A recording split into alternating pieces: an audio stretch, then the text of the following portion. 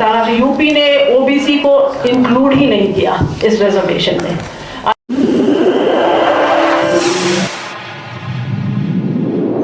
इस news channel पर जो भी वक्ता ने कहा वो उसकी अपनी राय है, जिसकी पुष्टि नेशन न्यूज इंडिया नहीं करता। धन्यवाद।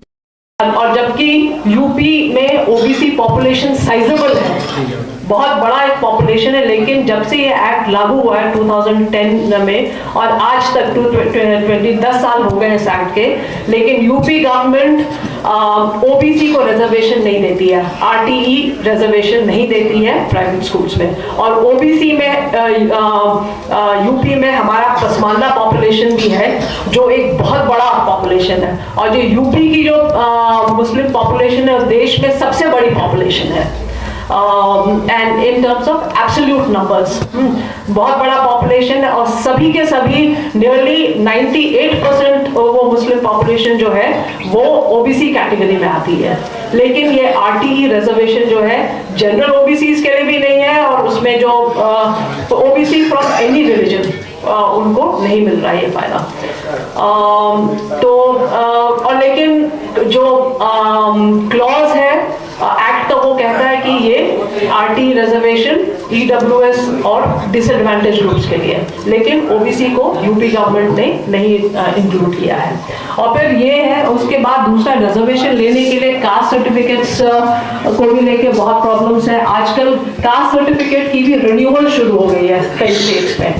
और फिर जो माइग्रेंट पॉपुलेशन, अर्बनाइजेशन भी बहुत तेजी से हो रहा है, और दिल्ली में जो अर्बन पुअर पॉपुलेशन है, जो नेबरिंग स्टेट से जो आए हैं, जैसे जो वेलकम कॉलोनी में, नॉर्थ ईस्ट दिल्ली में ये सब जो रहते हैं, जहांगीरपुरी वगैरह में 40-40 साल से ये लोग रह रहे हैं, तो गांव छोड़े बहुत साल हो गए हैं। अब इनके पास सर्टिफिकेट, ओबीसी रिजर्वेशंस 1990 में शुरू हुआ, इनके पास कोई डॉक्यूमेंट्स नहीं, उनके पास ओबीसी सर्टिफिकेट बनाना बहुत मुश्किल है।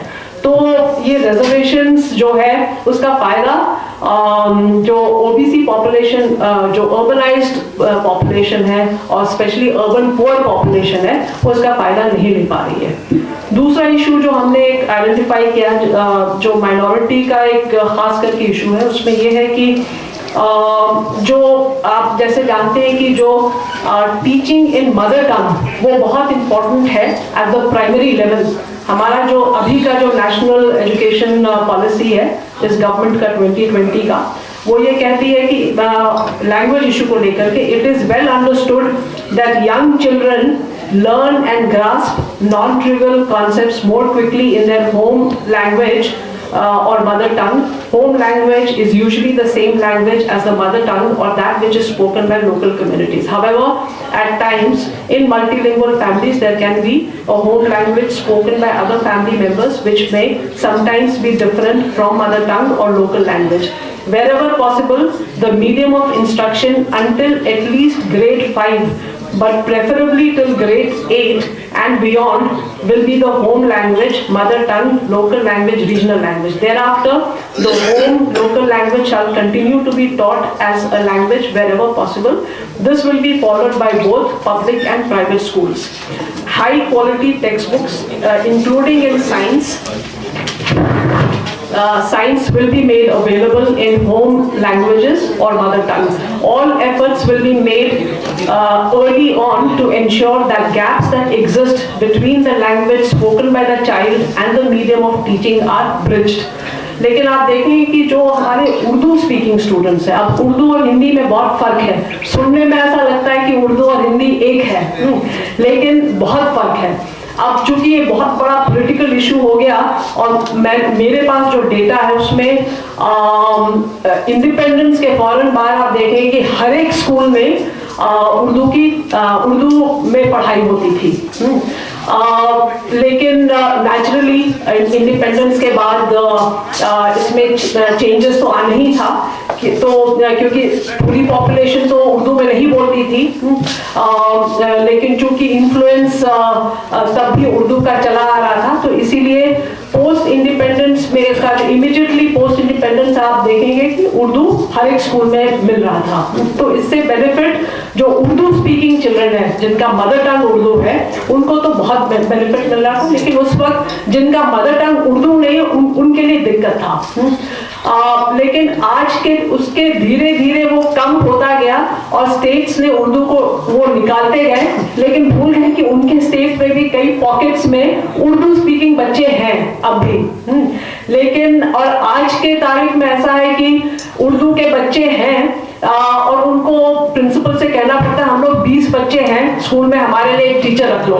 लेकिन अब जो वो डिमांड होता है वो कल्चरल पॉइंट ऑफ व्यू से होता है, लेकिन जो लर्निंग कोग्निटिव डेवलपमेंट जो होता है जब आप बच्चे को पढ़ाते हैं उसके मदर टंग में, जिसकी बात हम लोग इम्पोर्टेंस को हमने अभी बताया था जो पॉलिसी में है हमारा, तो वो चीज़ उनको नहीं मिल पा रहा है जो उर्दू स्पीकिंग बच्चे हैं। तो उसमें और वो बच्चा घर पे उर्दू बोलता है और स्कूल में आकर के हिंदी में कम्युनिकेशन टीचर हिंदी में बोलती है, तो वो बहुत अच्छे से वो पकड़ नहीं पाता है उसको। तो उससे ये है कि वो ड्रॉप आउट हो जाता है लर्निंग, उसका इंटरेस्ट कम हो जाता है शुरू वाले स्टेज में। से गवर्नमेंट कह रही है कि और प्लस ये एक एजुकेशनल एक फिलॉसफी भी है कि at least up to primary level आपको जो पढ़ाना है वो मदर टंग में पढ़ाना है, ताकि टीचर का लैंग्वेज स्टूडेंट पढ़ सके, समझ सके। और वो फिर फिर उसको धीरे धीरे आप उसको दूसरे लैंग्वेज में भी, जो ऑफिशियल लैंग्वेज है देश का हिंदी में या और कोई इंग्लिश में या और कोई रीजनल लैंग्वेज, उसमें भी आप उसको इंट्रोड्यूस करिए और वो धीरे धीरे फिर वो दूसरे लैंग्वेज की तरफ उसको भी सीख लेगा। एक लैंग्वेज तो उसको सीखना है, तब जाके वो दूसरे लैंग्वेज को भी सीख सकता है। लेकिन उर्दू स्टूडेंट्स के साथ ये प्रॉब्लम काफी डेकेड्स से अब ये चल रहा है और ये एड्रेस नहीं हो रहा है। इस इशू को सरकार एड्रेस नहीं कर रही है। तो और ये बना हुआ है ये एड्रेस, क्योंकि मैं भी हमारे घर में भी उर्दू में ही बोला जाता था, लेकिन मैं चूंकि एक कॉन्वेंट स्कूल में मैंने पढ़ाई किया, अगर किसी सब्जेक्ट में 10 इयर्स में अगर मैं फेल की तो मैं हिंदी में मैंने फेल किया, जबकि सब लोग कहेंगे भाई उर्दू और हिंदी में क्या फर्क है, आपको तो समझ लेना चाहिए, लेकिन फर्क है। हिंदी में जो वोकैबुलरी है, जो शब्द है, उसका हम लोग होम लैंग्वेज उर्दू में बहुत कम इस्तेमाल करते हैं। तो और हिंदी का टेक्स्ट बुक वगैरह वो हम बहुत आसानी से हम नहीं समझ पाते हैं। अब चूंकि मैं सोशल सेक्टर में इतने साल से मैं हूँ कि अब मैं कंफर्टेबल हूँ हिंदी के साथ, लेकिन जो छोटे छोटे बच्चे हैं जो स्कूल में जाते हैं उनके लिए बहुत वो मुश्किल होता है। और तो ये प्रॉब्लम है जो डिस्क्रिमिनेशन उर्दू स्पीकिंग स्टूडेंट्स के साथ हो रहा है। इस इशू को मैं रेज करना चाहती थी। एक और फिर मैं स्कॉलरशिप इशू को भी मैं रेज करना चाहती हूँ। इसमें NEP 2020 में लिखा है कि गवर्नमेंट एक नेशनल स्कॉलरशिप पोर्टल एक बनाएगी और उसमें उसके थ्रू इसके जरिए स्टूडेंट्स को स्कॉलरशिप मिलेगा। कोई भी स्टूडेंट जो पढ़ना चाहता है स्कूल एजुकेशन में, हायर एजुकेशन में, उनको सरकार सपोर्ट करेगी। तो इसमें आप देखेंगे कि जो सेंट्रल स्कीम का जो स्कॉलरशिप है वो उसमें कई डिपार्टमेंट्स हैं, कई मिनिस्ट्रीज हैं जो स्कॉलरशिप देती हैं। Department of empowerment of persons with disabilities, ministry of minority affairs, ministry of social justice and empowerment, ministry of labour and employment, ministry of tribal affairs, department of school literacy and education, department of higher education, ministry of home affairs, ministry of railways, north eastern council. फिर उसके बाद आपके UGC AICTE के scholarship है, 19 state governments के भी scholarship है। ये सारे स्कॉलरशिप्स नेशनल स्कॉलरशिप पोर्टल पे है। आप देखेंगे कि इस साल 23-24 एकेडमिक ईयर में सारे मिनिस्ट्रीज और जितने भी स्कीम्स हैं नेशनल स्कॉलरशिप पोर्टल में, सब हर एक स्कीम ने अपने स्कॉलरशिप को अनाउंस किया। सिर्फ मिनिस्ट्री ऑफ माइनॉरिटी अफेयर्स ने स्कॉलरशिप स्कीम अनाउंस नहीं किया। तो आप समझ सकते हैं कि पूरे देश में कितने माइनॉरिटी स्टूडेंट्स हैं, और ना सिर्फ मुस्लिम minority, Buddhist minority, Christian minority, Sikh minority, सभी लोग इससे अफेक्टेड हुए हैं। लेकिन इसमें यह है कि मुस्लिम्स ज्यादा अफेक्ट हुई हैं, क्योंकि जो बाकी जो कम्युनिटीज हैं वो कहीं पे उनको जो SC जो कोटा है उसमें भी वो अप्लाई कर सकते हैं, लेकिन जो जनरल मुस्लिम्स हैं वो उनको इस साल बिल्कुल ही नहीं मिला। मतलब हर एक मिनिस्ट्री ने अनाउंस किया, लेकिन मिनिस्ट्री ऑफ माइनॉरिटी अफेयर्स का कोई स्कॉलरशिप स्कीम अनाउंस नहीं हुआ। तो और इसमें यूपी गवर्नमेंट ने क्या किया है कि यूपी गवर्नमेंट ने एक ऑर्डर पास किया इन 2012 गवर्नमेंट ऑफ यूपी एक गवर्नमेंट ऑर्डर पास किया depriving OBC Muslims from applying for Uttar Pradesh government OBC scholarship. तो इसमें यह था कि ओबीसी मुस्लिम्स को यूपी गवर्नमेंट स्कॉलरशिप नहीं देगी, लेकिन जनरल कैटेगरी के जो मुस्लिम्स हैं वो अप्लाई कर सकते हैं, माइनॉरिटी जो स्कॉलरशिप है उसके लिए अप्लाई कर सकते हैं। और इसमें दिल्ली गवर्नमेंट ने भी इस बार माइनॉरिटी के लिए जो स्कॉलरशिप है, higher education post matric scholarship है, उसको होल्ड में रखा है। तो एक तो नेशनल स्कॉलरशिप अनाउंस ही नहीं हुआ, उसके ऊपर से जो स्टेट्स गवर्नमेंट्स है उन लोगों ने भी अपने माइनॉरिटी स्कॉलरशिप को होल्ड में रख दिया, ओबीसी स्कॉलरशिप मुस्लिम माइनॉरिटी को नहीं दिया। और फिर उसके बाद है कि जो ये कहने के लिए बहुत बड़ा पोर्टल है, सॉरी मैं बहुत इश्यूज रेज कर रही हूँ आपके गवर्नमेंट के साथ भी आपका काम है, गवर्नमेंट का एक क्रिटिक गवर्नमेंट आई होप इसको पॉजिटिवली ही लेगी और इसमें सुधार हम उम्मीद कर सकते हैं।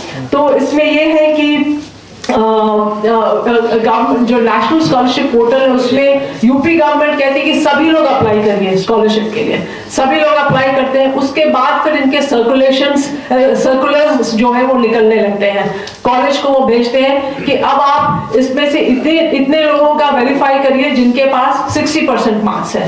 पहले था कि 50 में सबको दे देते थे, अब ये है कि 60 में देंगे। तो उनका और पॉलिसी डॉक्यूमेंट में कहेंगे हम सभी को देंगे और सभी अप्लाई कर सकते हैं। उसके बाद फिर वो कंडीशंस डालने लगते हैं।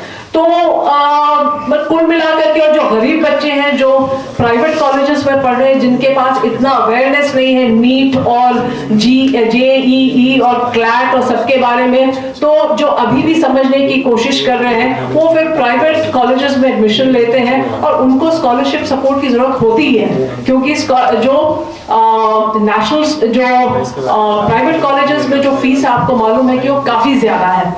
और जो हमारे जो क्लैट और जो लॉ का जो एंट्रेंस एग्जामिनेशन है, क्लैट या जी और नीट, जो बच्चे क्लियर नहीं कर पाते हैं और जो अच्छे गवर्नमेंट स्कूल जिसमें फीस थोड़ा कम है उसमें नहीं उनको सीट मिल पाता है, तो फिर वो जो थोड़ा सा एवरेज लेवल का जो गवर्नमेंट स्कूल्स है उसमें ही जो हमारा क्रीमी लेयर वो उसमें सीट्स ले लेता है। तो हमारे जो गरीब बच्चे उनको फिर प्राइवेट कॉलेजेस की तरफ ही जाना पड़ता है, जिसमें फीस बहुत है और स्कॉलरशिप सपोर्ट भी उनको नहीं मिल पाता है, जो कुछ ना कुछ कंडीशन गवर्नमेंट बना देती है या फिर कास्ट का इशू हो जाता है, कुछ ना कुछ इश्यूज रह जाती हैं। तो ये और मैं थोड़ा सा जो मेरा एनजीओ जो प्रोग्राम कर रहा है वो एक मिशन लो एजुकेशन जिसकी हमने बात की, वो गरीब बच्चों को और socially and economically diverse communities के बच्चों के साथ हम लोग काम कर रहे हैं और उनका एडमिशन हम कराते हैं प्राइवेट कॉलेजेस में, क्योंकि अभी उनको क्लैट के बारे में इतना मालूम नहीं है। तो इसमें आप देखेंगे कि लॉ कॉलेजेस अगर यूपी लेवल पे आप देखेंगे तो 379 लॉ कॉलेजेस हैं, जिसमें 267 law colleges private law colleges हैं, विच मीन 70% जो लॉ कॉलेजेस हैं वो प्राइवेट कॉलेजेस हैं। और आप देखेंगे कि 379 लॉ कॉलेजेस में 267 प्राइवेट कॉलेजेस, 30 गवर्नमेंट कॉलेजेस हैं, 23 सेमी गवर्नमेंट। यूपी में ही 75 डिस्ट्रिक्ट्स हैं और सिर्फ 30 गवर्नमेंट लॉ कॉलेजेस हैं। तो मतलब वो पूरे डिस्ट्रिक्ट्स में भी आपको गवर्नमेंट कॉलेजेस नहीं मिल जाएंगे जिसमें फीस थोड़ा कम है। और अगर वो कॉलेजेस हैं भी एक, उसमें भी जो क्लैट नहीं क्लियर कर पाता वो पहले उसमें घुस जाता है, जो क्रीमी लेयर वाला जो स्टूडेंट है। तो ये सारी दिक्कतें हैं और प्रिविलेज स्टूडेंट्स के ही फेवर में हमारा पूरा एजुकेशन सिस्टम बायस्ड है। ये मेरा पर्सनल एक्सपीरियंस है और जो डेटा भी बताती है। Thank you very much.